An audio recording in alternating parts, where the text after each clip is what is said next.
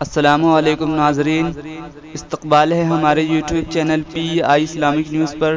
امید ہے کہ آپ حضرات خیر و عافیت سے ہوں گے۔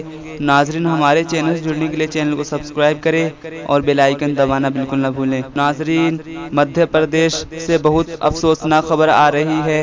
مدھیہ پردیش میں 52 مدرسوں کو بند کرنے کا فیصلہ محفوظ کر لیا گیا ہے۔ ناظرین، آپ کو بتلاتے چلیں، مدھیہ پردیش حکومت کا دعویٰ ہے کہ بہت سے ایسے مدرسے ہیں جو فرضی ہیں۔ ناظرین، اتر پردیش کے بعد اب مدھیہ پردیش میں مدارس کو بند کیا جا رہا ہے۔ ایک سال کے دوران میں ہی 48 مدرسوں کو بند کیا جا چکا ہے۔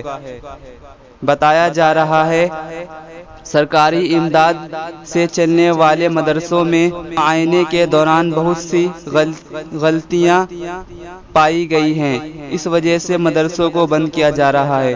ناظرین، اس خبر کے متعلق کیا رائے رکھتے ہیں کمنٹ کر کے ضرور بتلائیں۔ جزاک اللہ۔